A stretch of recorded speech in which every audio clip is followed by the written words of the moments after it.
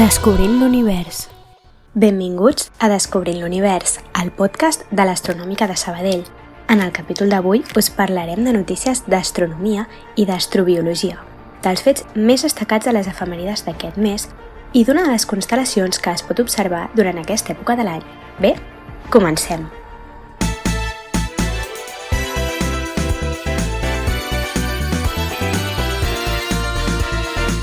Notícies.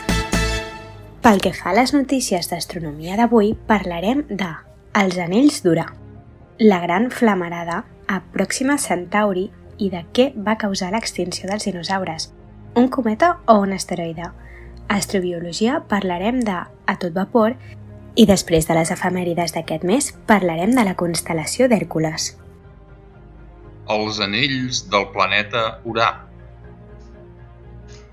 A l'any 1977 es van descobrir uns anells en el planeta Urà, però poca informació se'n tenia fins que la sonda Voyager 2 es va poder aproximar al planeta Urà i va poder prendre unes imatges bastant detallades a l'any 1986.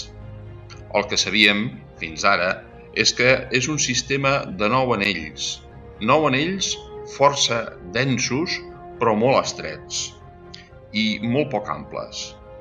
Només un d'ells, l'anomenat anell Èpsilon, tindria un gruix entre 20 i 100 quilòmetres.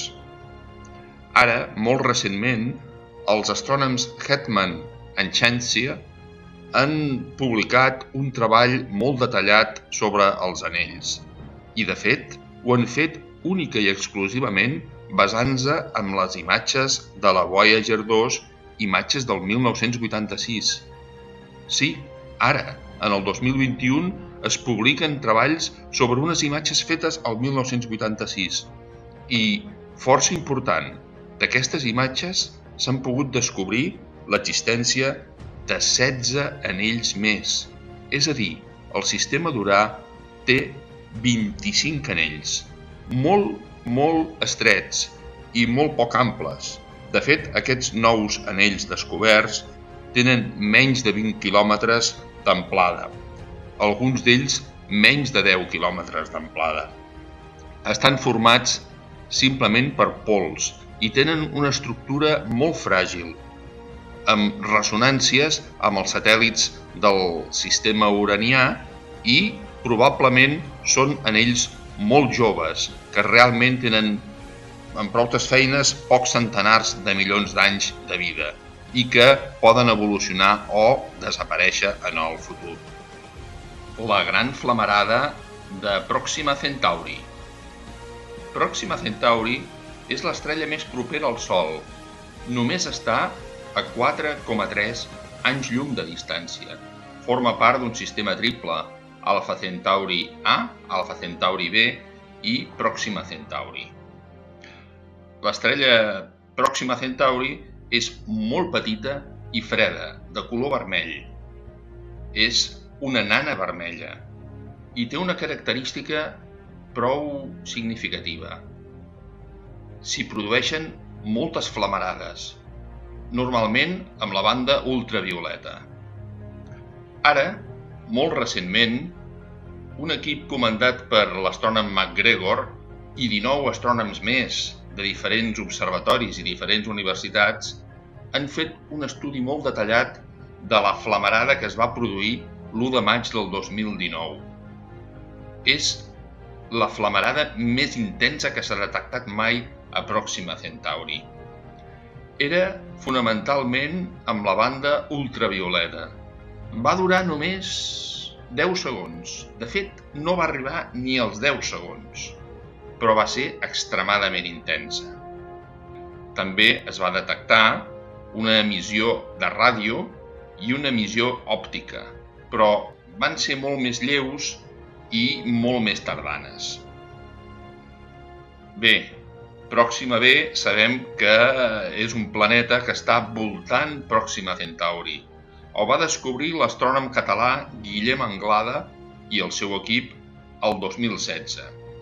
És un planeta molt important perquè està situat en el que seria la teòrica zona d'habitabilitat.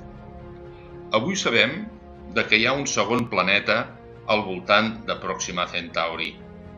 El van descobrir Damaso i el seu equip l'any passat, el 2020. Però aquest està molt més lluny de l'estrella, a 1,5 unitats astronòmiques de distància. Això, al tractar-se d'una estrella tan freda, vol dir que és un planeta extremadament fred. Bé, ara sabem, doncs, que amb aquestes flamarades tan intenses és molt improbable de que pugui haver-hi vida superior a Pròxima B. Qui va causar l'extinció dels dinosauris? Un cometa o un asteroide? Des de que el 1980 Álvarez i els seus col·laboradors van descobrir iridium a la zona de Chicxulub, on se suposa que va col·lisionar un objecte fa 65 milions d'anys i que va provocar l'extinció massiva, per exemple, de tots els dinosaures. Des d'aquest treball d'Álvarez, que s'està estudiant la possibilitat de que sigui un asteroide o bé un cometa el que va col·lisionar amb la Terra. Bé, fa molt pocs mesos, en aquest mateix 2021, Siraj i Loeb van publicar un treball en el que demostraven, deien ells, que l'impacte va ser degut a un cometa que es va aproximar al Sol, es va trencar per la gravitació del Sol i un d'aquests fragments va ser el que va col·lisionar contra la Terra. Però ara s'acaba de publicar molt recentment un treball de Steve Desch i 4 astrònoms més que tiren per terra el treball anterior de Siraj i Loeb i ens diuen exactament el contrari. Qui va causar l'impacte no va ser un cometa, no quadra amb el model matemàtic i no quadra amb la composició de la zona de Chicxulub. Consideren que va ser un asteroide d'aproximadament uns 10 quilòmetres de diàmetre i de composició CMCR condrita carbonàcia. Això quadra amb els models matemàtics i amb la composició química dels materials trobats a Chicxulub. Així doncs, sembla, finalment, de que qui va causar l'extinció dels dinosaures va ser un asteroide.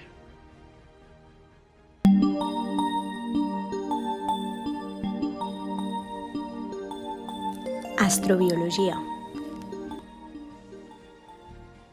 A tot vapor. Per primera vegada, s'han trobat en un exoplaneta indicis d'un compost que podria ser l'últim vestigi de vapor d'aigua que hi va existir en el passat. Es tracta de WOSP-33b, un Júpiter calent que gira en una òrbita retrógrada al voltant de l'estrella HD 15082, que està situada a uns 400 anys llum de la Terra. En aquest exoplaneta, les temperatures sobrepassen els 2.000 graus centígrads i poden arribar fins als 3.200. Evidentment, en aquestes condicions no pot haver-hi aigua líquida, sinó que únicament es dona en estat gasós. Ara, un equip internacional de científics hi ha detectat radicals hidroxils, és a dir, molècules formades per un àtom d'oxigen i un altre d'hidrogen que sorgeixen de la descomposició del vapor. La seva hipòtesi de treball és que primer, l'aigua de WOSP-33b es va evaporar i, en una fase posterior, les condicions infernals imperants en aquest planeta van descompondre la molècula deixant un radical hidroxil, mentre que l'àtom d'hidrogen restant hauria assolit la velocitat d'escapament i s'hauria perdut a l'espai exterior. Si hem trigat tant a fer la primera detecció de radicals hidroxils en un exoplaneta és per dos motius. Per una banda, fins i tot en planetes que antany van tenir quantitats molt importants d'aigua, es tracta de molècules molt escasses. Per altra banda, les tècniques espectroscòpiques continuen millorant a marxes forçades. De totes maneres, els mitjans actuals només ens permeten detectar aquests radicals en aquells exoplanetes en els quals existeixen en major abundància. L'instrument d'infraroig doble del telescopi Subaru, un colós de 8,2 metres de diàmetre situat a Hawaii, va permetre a l'equip d'investigadors separar els senyals de llum de l'exoplaneta dels que emet l'estrella del seu sistema.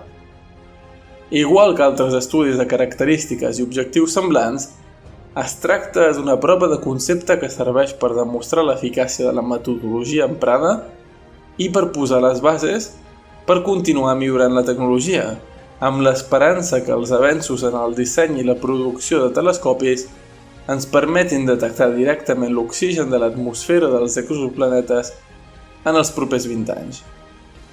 A llarg termini, futurs telescopis com el European Extremely Large Telescope ens haurien de permetre fer espectroscòpia fins i tot amb l'atmosfera de planetes rocosos i de temperatures més baixes, més semblants a la Terra. Efemèrides. Què podrem veure aquest mes al cel? Durant aquest mes podrem veure o observar tots els planetes. Mart s'anirà acostant al Sol, però podrà veure's a primeres hores de la nit prop de l'horitzó oest.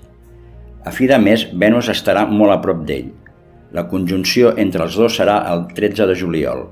Durant aquests dies formaran un triangle amb el cúmul del pessebre M44 a cranc.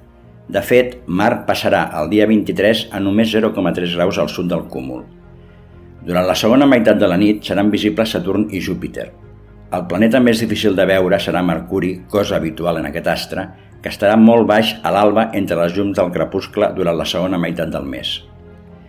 En quant als planetes telescòpics, Urà serà observable durant la segona meitat del mes, poc abans de començar el dia i entre les llums del crepuscle a la constel·lació d'Àries, i Neptú serà observable durant la segona meitat de la nit a Aquari. El dia 10 al matí tindrà lloc un eclipsi anular de Sol. A Espanya es veurà com a parcial i tindrà molt poca entitat, perquè estarem lluny de la zona central. En el sud de la península i a Canàries només s'ocultarà una part petita del Sol, menys del 10%, mentre que a Galícia arribarà gairebé al 25%. Durant els dies 18 i 19, l'asteroide Juno, de magnitud 10,2, passarà prop del cúmul globular M10 de la magnitud 6,6 al Serpentari Ophiuchus. El dia 21, a les 3 hores 32 minuts, tindrà lloc el solstici d'estiu. En aquell moment serà quan el Sol, en el pla de l'eclíptica o recorregut aparent anual sobre el fons d'estrelles, aconseguirà la seva màxima alçada en el cel de 23 graus i 26 minuts. Sent aquest dia el més llarg de l'any i, per tant, la nit la més curta. Aquest mes no hi ha cap cometa relativament brillant a destacar. I per acabar, parlarem d'una de les constel·lacions que dominen el cel aquest mes. Constel·lació d'Hèrcules. Cap a mitjan mes, si mirem cap al sud aixecant la vista, veurem, entre la constel·lació de la Lira i la del Bover, la constel·lació d'Hèrcules.